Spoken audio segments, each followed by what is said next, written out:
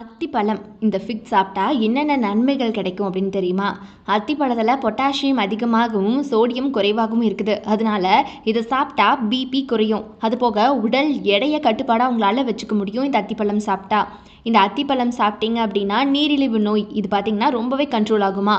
And இந்த அத்திப்பழத்தில் நார்ச்சத்து அதிக அளவில் இருக்குது. இந்த அத்திப்பழத்தை தண்ணீரில் சேர்த்து ஊற வச்சு நீங்கள் உலர்த்தி சாப்பிட்டீங்க அப்படின்னா ரொம்ப ரொம்ப நல்லது அப்படின்னு சொல்கிறாங்க.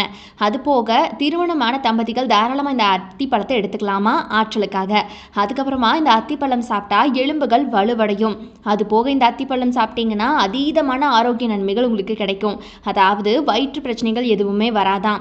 ஸோ இந்த அத்திப்பழம் நீங்கள் சாப்பிட்டீங்க அப்படின்னா மறதி அல்சைமர் போன்ற நோய்கள்லேருந்து கூட உங்களால் நீங்கள் பாதுகாத்துக்க முடியும். அது போக மூளை ரொம்ப ரொம்ப நல்லா வேலை செய்யுமா அத்திப்பழம் சாப்பிட்டீங்கன்னா. தொண்டையில் இருக்கக்கூடிய வலி வீக்கம் இது எல்லாமே அத்திப்பழத்தால் சரி செய்ய முடியும். அது போக சளி தொண்டை புண் இது எல்லாத்தையுமே இது சரி செஞ்சிடும். ஆரோக்கியமான சருமம் முடி பிரச்சனையை கூட இந்த அத்திப்பழம் சரி செய்யுமா. இந்த அத்திப்பழத்தை நீங்கள் பச்சையாகவோ இல்லை உலர்த்தியோ சாப்பிடலாம். இந்த அத்திப்பழம் சாப்பிட்டிங்கன்னா ஆஸ்துமா இருமல் அது போக காய்ச்சல் போன்ற பல உடல்நல பிரச்சனைகளை சரி செய்யும். அத்திப்பழம் காஞ்சிருந்தா அதனுடைய விலை அதிகமாக இருக்கும்.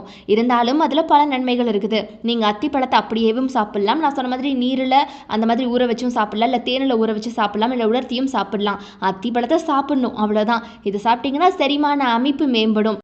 அது போக உங்களுடைய ரத்த ஓட்டம் சீராகும்.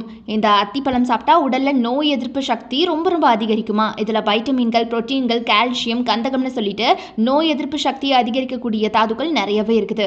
பல நோய்களுக்கு தீர்வு இந்த அத்திப்பழம். ஸோ சர்க்கரை நோயை கூட இது கட்டுப்படுத்தி வச்சுக்குமா. பெண்கள் தாராளமாக இந்த அத்திப்பழத்தை எடுத்துக்கலாம். பெண்களை விட ஆண்கள் இந்த அத்திப்பழத்தை ரொம்ப நிறையா சாப்பிடலாமா. ஸோ உலர்ந்த அத்திப்பழத்தை தினமும் இரவில் தண்ணீரில் ஊற வச்சு காலையில் சாப்பிட்டு வந்தால் உடலில் இருக்கக்கூடிய நச்சுக்கள் முற்றிலுமாக வெளியேறிடும்.